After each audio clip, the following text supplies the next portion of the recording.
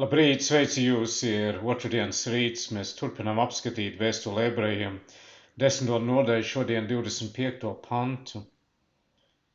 Nepametīsim savas kopīgās sapulces, kā tas pie dažiem parasts, bet pamudināsim citu, vēl jo vairāk redzot tuvojamies to dienu.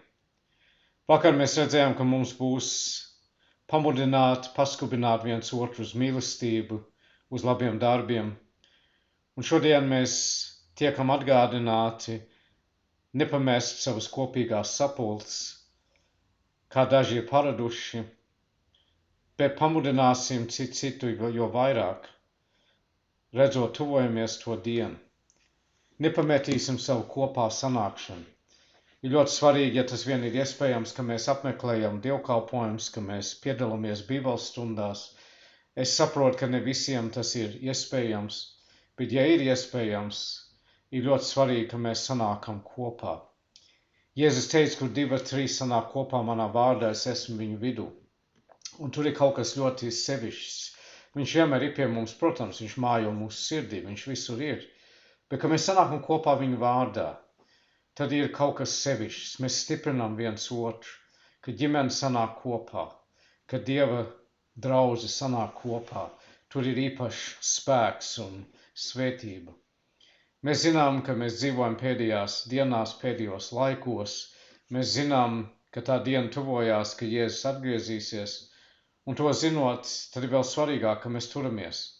Un ka mēs, kā vakar redzējām, paskubinām viens otru uz mīlestību un uz labiem darbiem. Un šodien, ka mēs pamudinām viens otru nākt, apmeklēt dievkalpojumus, būt kopā tur, kur Dieva vārds tiek sludināts, kur svētais vakarēdienas tiek svinēts. Tās ir tās vietas, kur mums vajag būt. Tās ir tās vietas, kur mēs saņemam īpašu svētību un īpašu jaunu spēku.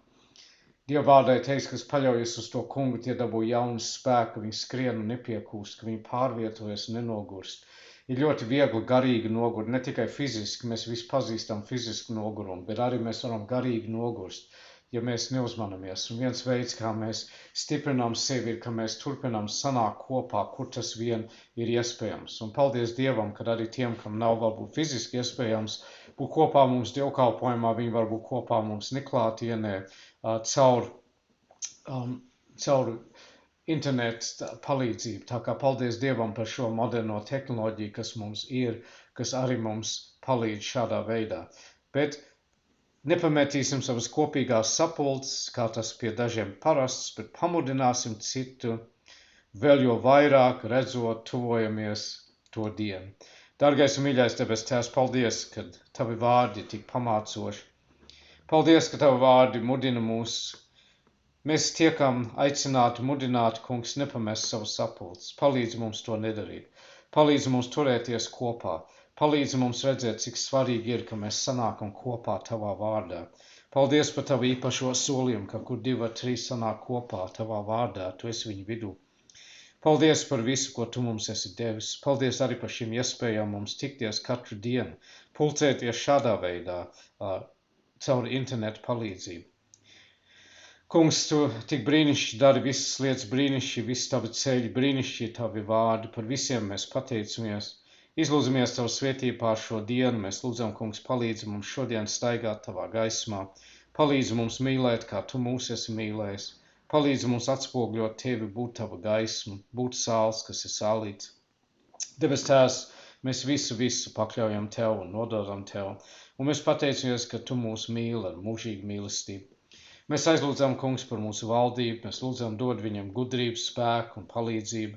Debes Tēvs, mēs aizlūdzam par Ukrainu, apžēlojies par citām zemēm, kur ir ciešanas, grūtības, kur ir dabas katastrofa, kur, kungs, ir cilvēku radīta katastrofa, kur ir nemiera.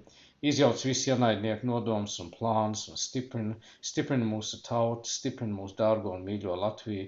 Kungs, palīdz, mīļais debes Tēvs, mēs aizlūdzam par slimājiem, mēs aizlūdzam par vientuļiem un nabagiem, tiem, kam nāve tuvojās, kungs, lai sirds tiek sagatavotas tev.